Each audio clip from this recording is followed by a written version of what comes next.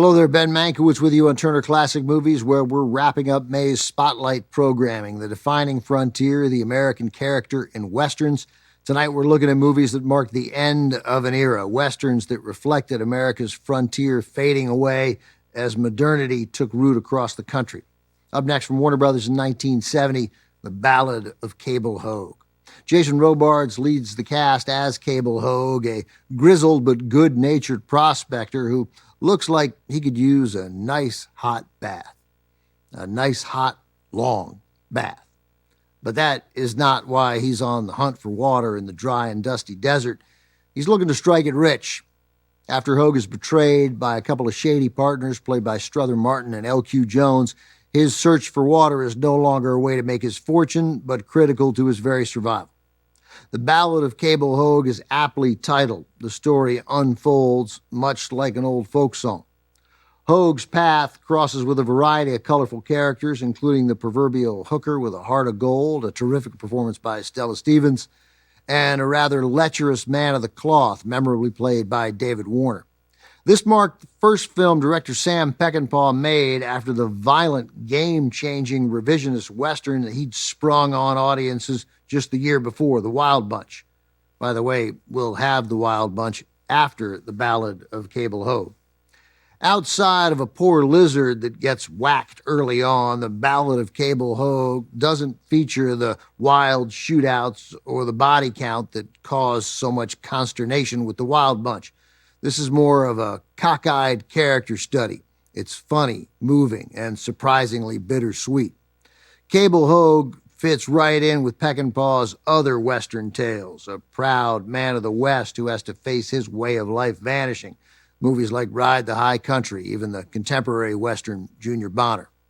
Hogue, unlike most Peckinpah characters, is just a little more likely to reflect first and shoot later. All of this comes together to make Cable Hogue one of Peckinpah's most surprising, even quirkiest films. Quirky is not a word you typically associate with Peckinpah, though he thought this might be his best movie. More on that after we see it. From Warner Brothers in 1970, The Ballad of Cable Hogue. The Ballad of Cable Hogue failed at the box office. Warner Brothers clearly couldn't market the quirky, low-key film as The Wild Bunch 2, so they put it into limited release before burying it completely.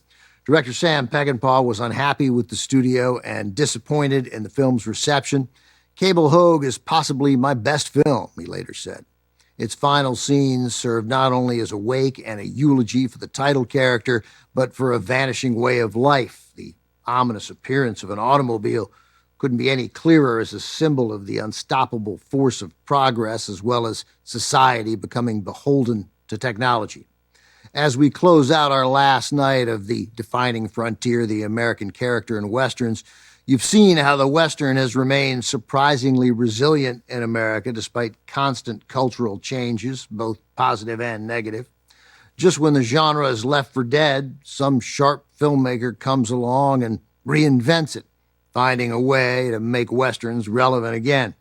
I'd point TCM fans to a number of really good modern Westerns: Jane Campion's Power of the Dog, Quentin Tarantino's The Hateful Eight and Django Unchained, James Mangold's 3:10 to Yuma, Andrew Dominik's The Assassination of Jesse James by the coward Robert Ford, the Coen brothers' adaptation of True Grit, Martin Scorsese's Killers of the Flower Moon, and a vastly underseen contemporary Western, Hell or High Water, written by Taylor Sheridan, directed by David Mackenzie.